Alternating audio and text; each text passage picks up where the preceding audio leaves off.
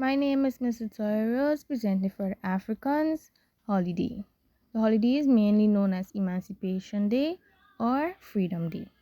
Emancipation Day in Guyana comes every 1st of August and commemorates the abolition of slavery in Guyana in 1834. Emancipation Day, first celebrated on August 1st, 1834, is among the oldest holidays on Guyanese holiday calendar.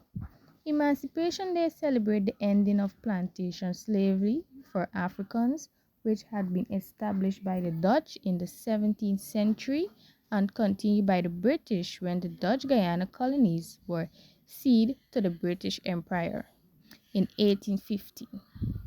They worked from dawn to dusk, giving little food, were whipped if the overseas felt that they were not working fast enough.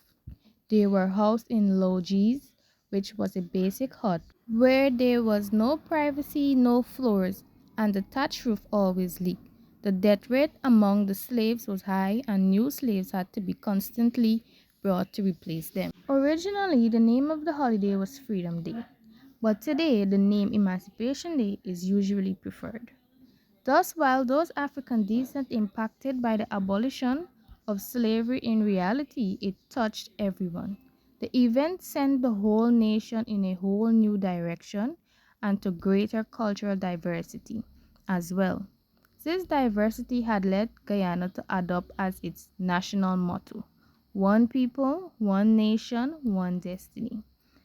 On this day, you're expected to see people dressed up in traditional African attire, head wraps, different patterns of dress, concerts having dances. Also, listen to the official Emancipation Day speeches delivered by the government. In due to this, the 1763 monument known as Kofi or the Liberation Monument represents freedom. Dance is a common form of expression in the Guyanese culture and all over the world. In Guyana, the African contributed greatly when it comes to dance.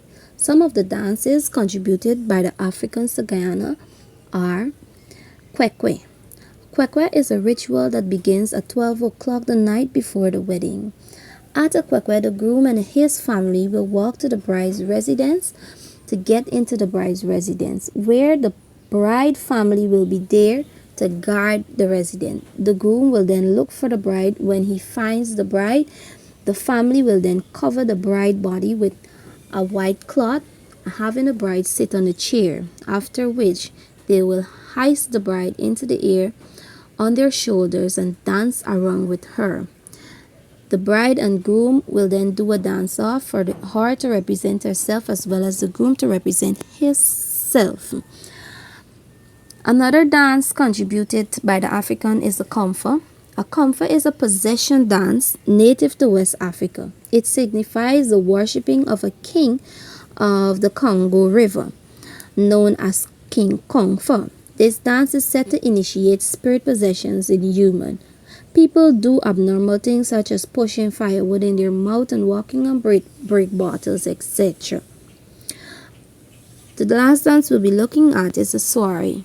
Soiree is the celebration of emancipation of slaves in Guyana. Soiree is to evoke the spirit of the African ancestors. In Shanto dance, persons move to the beat of calypso and mento music,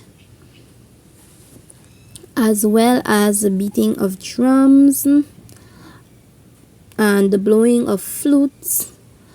In soiree dance, the chiefs can be possessed by the spirits that are evoked. To know that they are possessed, we'll see them staggering around the corner, staggering like as if they're drunk or so on. That is when the evoked spirit possess the chief during the soiree program. I am Renisha Henry presenting for the Africans Dish. Food and culture are interwoven. Traditional spices, recipes, and food preparation techniques were passed down from generation to generation. This is true for cultures across the world. The process of preparing, serving, and sharing certain foods and drink might appear simple but could be complex when considering the social and cultural significance of these foods.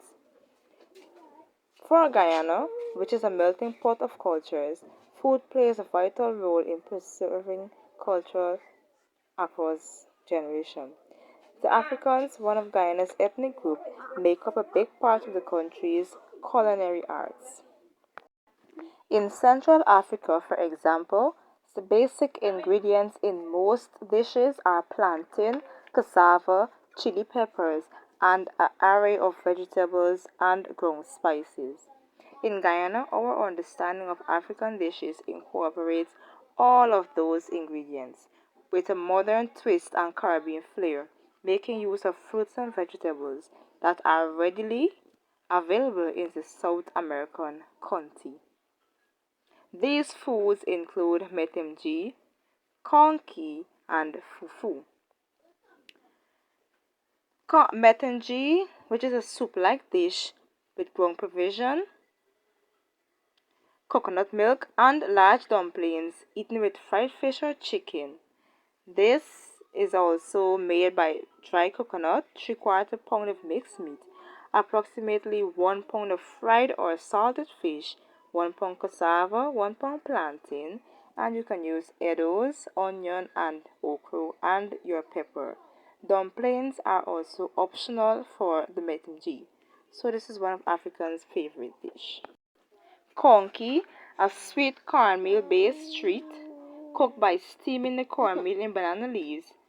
This is also being some ingredients in the konki. We have 1 coconut, 1 pound of plantain, we have 1 pound of cornmeal, 1 ounce of lard, 1 teaspoon of salt, 1 ounce of margarine, sugar, we have dried fruits, a teaspoon of black pepper, and we use the banana leaves for wrapping the stuff. It can be easily prepared. Just grate the coconut and the pumpkin, all ingredients, and you add them together. The fufu, 2 pounds of hard yams, 1 pound of cassava. You can wash them, peel, and cook the vegetables in boiling water. When cooked, do not remove from boiling water or vegetables will become cold and unmanageable. Remove string from cassava. Take cassava from water and pound first before adding yam to the mortar. Pound to a fine texture until thoroughly mixed.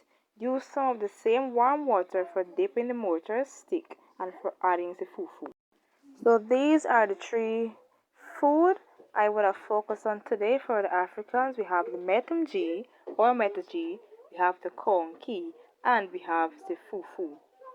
Right? So these are the three dishes that were three out of many dishes that were prepared by the Africans for their favorite.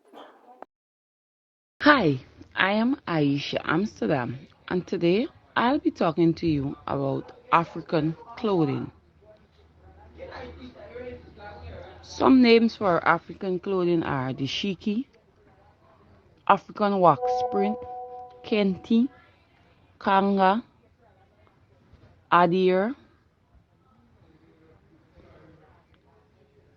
bark cloth, African head ties, and the list goes on.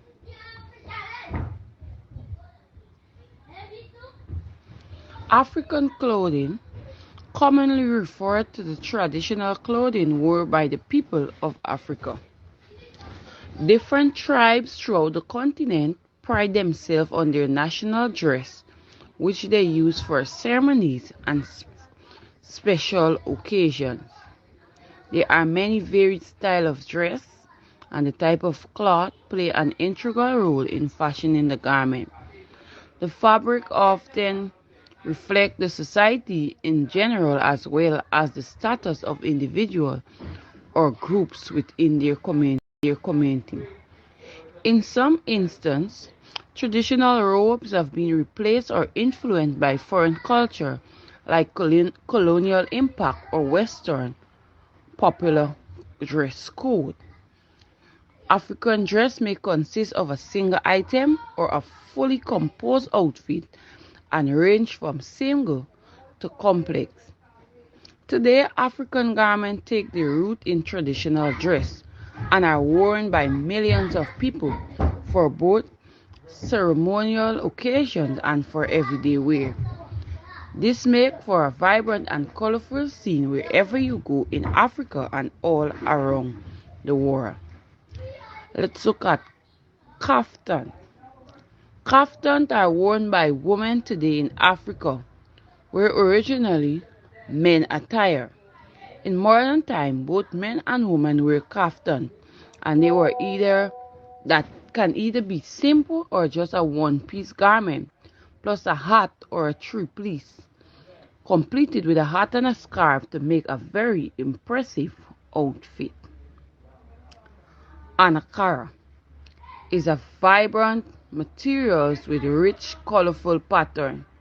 These designs are a form of expression, pronouncing everything from material status to popular culture, politics, and religious belief.